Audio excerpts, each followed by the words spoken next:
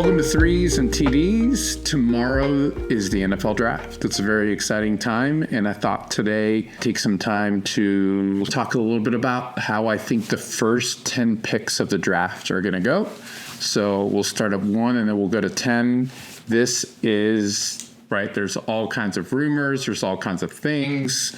All of the insiders are saying, hey, this is going to happen. So I thought I could take today and just kind of go over what we've heard, what I think is fluff, what I think is good, and we'll kind of go from there. So number one, obviously, it's the Tennessee Titans. The Titans are going to select Cam Ward with the first pick. There's no doubt about that. They've already told Cam, unless they get a ginormous package, that's who it's going to be. Cam's going to be a phenomenal player, so that's who the Titans are going with 1. At 2 is the Cleveland Browns. If Cleveland picks at this pick, the pick is going to be Travis Hunter. I think they want Travis Hunter. There have been teams, there's multiple insiders that are reporting that there are teams that are interested in trading up for Travis. I think the Philadelphia Eagles have discussed. I think the Chicago Bears. I think Travis Hunter is that kind of player this year. He's a generational player that's really, really good. And if you're going to have one blue chip guy,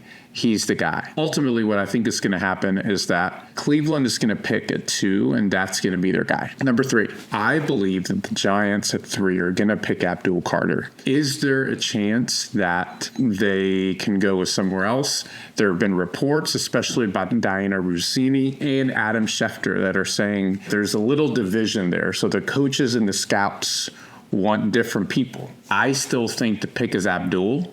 I think that part of what makes it hard is that the GM and the coach, they're both on the hot seat. And so they both need a playmaker. They need somebody that's going to be a game changer. I think what probably happens with the Giants is that they pick Abdul Carter and then they trade back into the first round or in the second round, and I think Jalen Milroe could be a play. Potentially Shedeur Sanders. We'll have to see. I'm pretty confident that the pick at 3 is going to be Abdul. That takes us to 4. I believe that the pick at 4, the New England Patriots, is going to be Will Campbell. There's a lot of reports about his arms not being long enough. A lot of reports about him not being worthy of that 4th pick. I think this is exactly the kind of guy Mike Vrabel wants. So that's why I think the pick at 4 is. If we go to 5, this is where the draft really starts. For months, all we heard was Mason Graham was going to be the guy at 5. Well, now there's multiple insiders that are saying, no, it might be Ted McMillan, which would be a shocker. As high as I am on Ted McMillan, that would be a shocker. Or it's going to be someone else like Ashton Genty. So I think that they want to surround Trevor Lawrence with as many playmakers as they can. So it's going to be interesting. Those are the names that were being spouted into the internet today. So we'll see if that pans out. At 6 is the Raiders.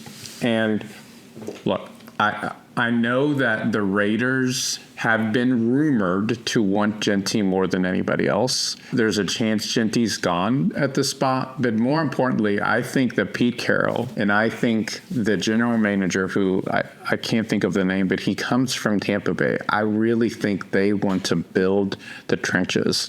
I think Membu is at play here. I do think that maybe Jaylen Walker is at play. But I really think Membu is a pick at 6 for me. At 7, we have the New York Jets. If Membu is taken, I do believe that they might go Warren here. If they don't go Tyler Warren, the Penn State tight end, it would not surprise me if Kelvin Banks Jr. is the pick.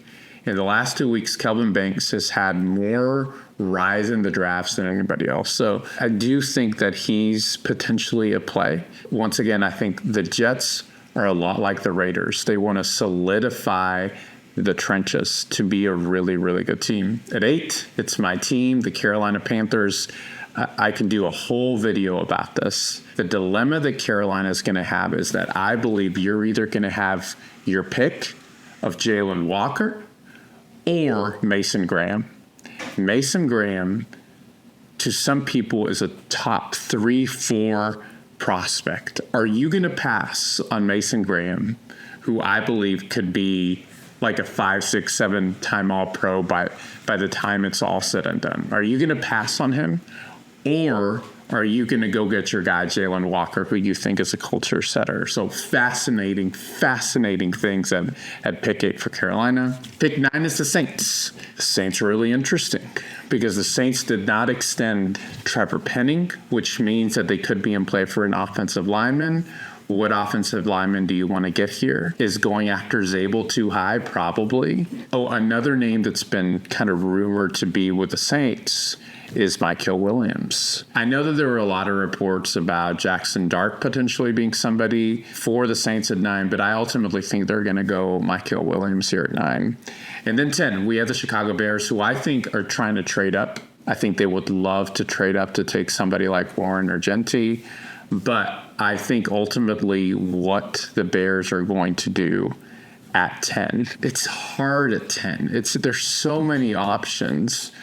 And I think they've solidified their line during the free agency. Is Loveland too high here at 10? He's a really good playmaker for them at 10.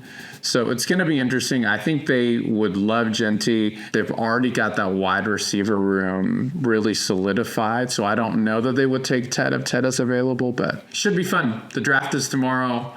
For the draft junkies like myself, it's the best time of the year. All right. Have a good draft time and see y'all in the next one.